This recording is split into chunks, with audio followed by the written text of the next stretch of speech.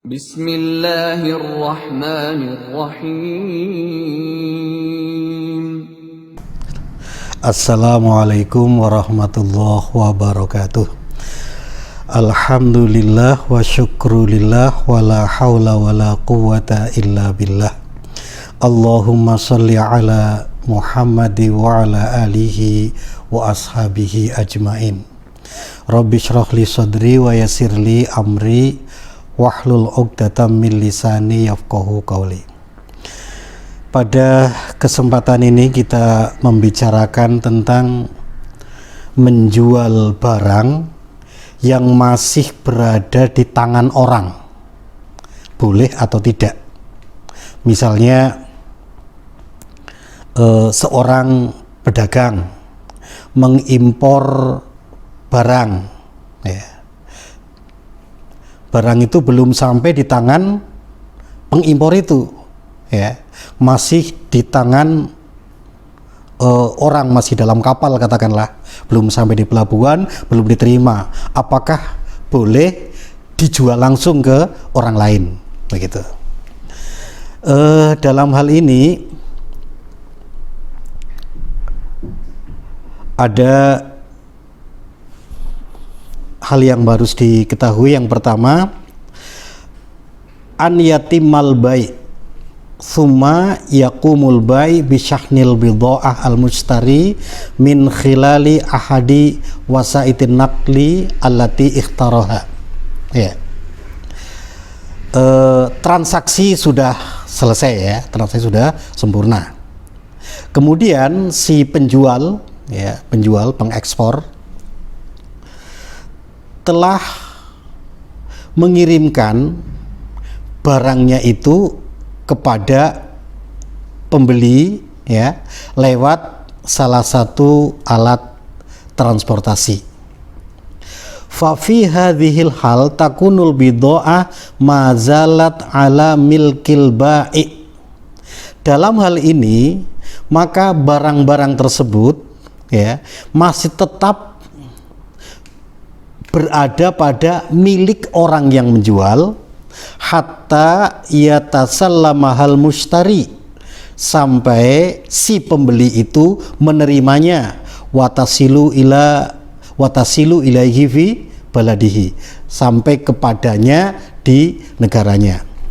Wa khilali dzalik hiya tahta dimanil bai'. Jadi sebelum barang itu sampai pada pembeli, maka dia berada dalam tanggungan penjual. Falau talafat au asobaha naqosun fahiya min dimanihi wa tahta mas'uliyatihi, ya. Jadi ketika terjadi kerusakan atau mungkin terjadi kekurangan takaran, timbangan dan lain sebagainya, itu masih berada pada tanggungan pengekspor, tanggungan orang yang menjual. Wa alaihi fala yahikul lil mustari bai'uha. Dalam hal ini maka si pembeli belum boleh atau tidak berhak untuk menjual, ya, qabla wusuliha was tilamiha. Jadi sebelum sampai atau sebelum diterima. Bahkan digambarkan ketika menjual misalnya barang yang masih berada dalam tanggungan orang, ya, maka keuntungan waribhu malam yudman al-manhi anhu fis sunnah an-nabawiyah. Bahkan keuntungannya itu terlarang menurut hadis Nabi Muhammad sallallahu alaihi wasallam. Itu yang pertama, seperti itu.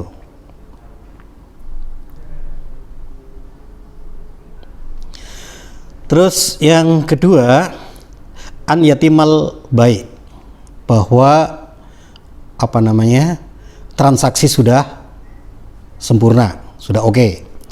Summa yaqumul mustari bitauqili sahsimma, ya. Kemudian si pengimpor itu mewakilkan kepada seseorang untuk menerima barang tadi. Jadi mungkin mewakilkan langsung ke negara tersebut, setelah dilihat semuanya, lihat barangnya, semuanya ternyata oke semua, wakilkan.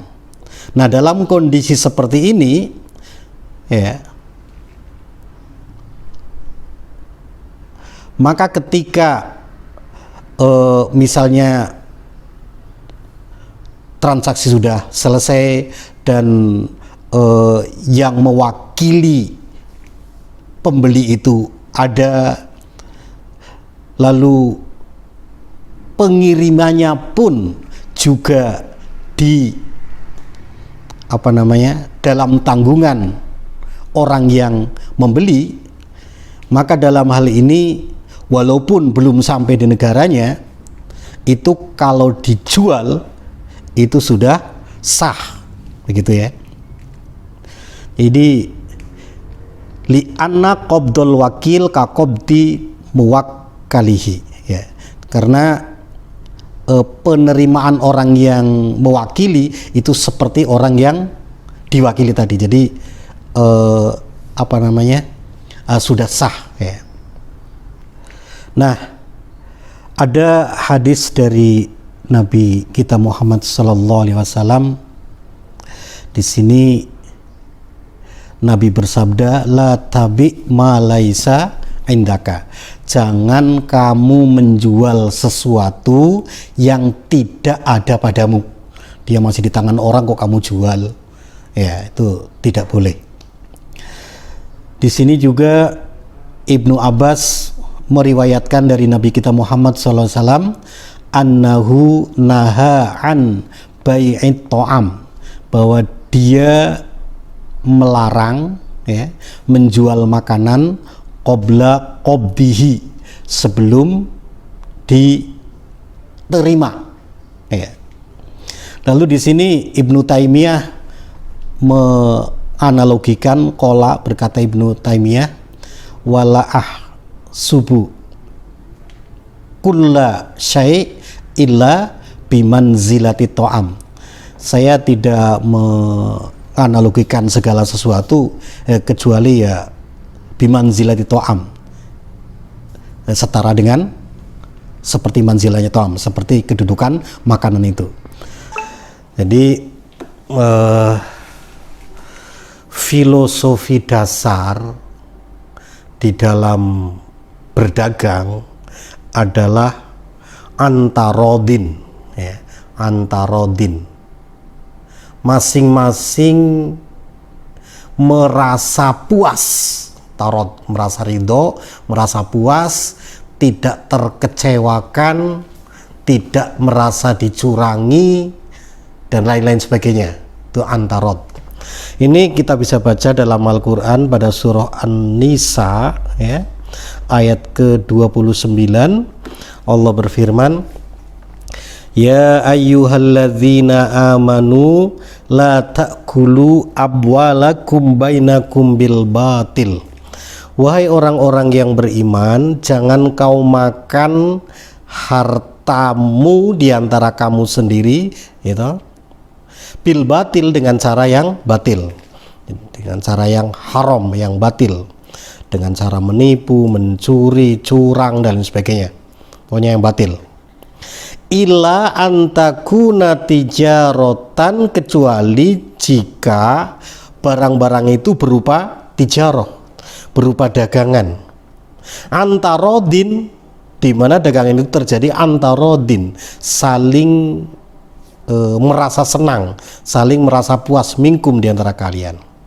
Ya, jadi landasannya seperti itu. Nah, lalu dalam masalah yang kita bahas tadi adalah merupakan petunjuk teknis dari Rasulullah dalam rangka menjabarkan antarot, ya. Bagaimana agar saling ridho? Di antaranya jangan menjual barang yang belum berada pada kepemilikannya, ya. Menjual barang yang masih di tangan orang lain, dijual ke sana, itu kemungkinan rusak, kemungkinan tidak sesuai, itu banyak sekali. Sehingga si penjual itu harus faham betul terhadap barang jualannya, faham betul ya, dan lalu secara terbuka, secara jujur, transparan menerangkan barang-barang itu apa adanya kepada calon pembeli. Dan calon pembeli juga harus agar puas gitu melihat barang itu juga ya, sehingga setelah terjadi transaksi masing-masing merasa ridho, lalu lega ya, lega, enak rasanya ya. Sehingga Rasul melarang ya, sebagaimana hadis yang kita baca, Rasul melarang la tabi malaisa indaka, jangan kamu menjual apa-apa yang tidak ada padamu ya.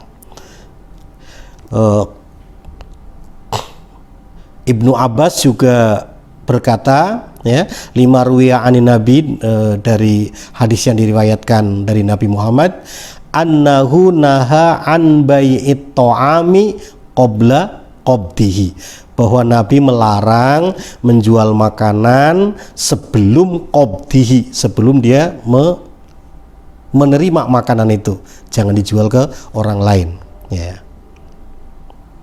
Bahkan di sini Ibnu Taimiyah memberikan stressing, qala wala asibu kulla syai'in, saya tidak memandang ya, segala sesuatu illa bimanzilatit ta'am, kecuali ya setara dengan kedudukan makanan itu ya. Sehingga ketika kita mau menjual, kita mengimpor atau membeli barang dari grosir, nah setelah kita lihat semua dan kita tahu jenisnya ya, kita baru jual ya. Kita terangkan kepada penjual apa adanya, dan penjual itu juga kepada calon pembeli apa adanya, maka pembeli itu pun membeli dengan terbuka, dengan jujur, akhirnya terjadi antarodin. Nah begitu ya. Jadi Islam mengajarkan kepada kita membuat langkah-langkah antisipatif, langkah-langkah preventif ya, agar jangan sampai terjadi kekecewaan di antara umat manusia yang nanti akan bisa terjadi konflik horizon yang ujungnya bakal mengerikan, saling merasa dirugikan dan lain sebagainya, sehingga terjadi ketidakharmonisan dalam hidup. Luar biasa ajaran kita, semoga bisa bermanfaat. Wallahu a'lam bishawab. Assalamualaikum warahmatullahi wabarakatuh.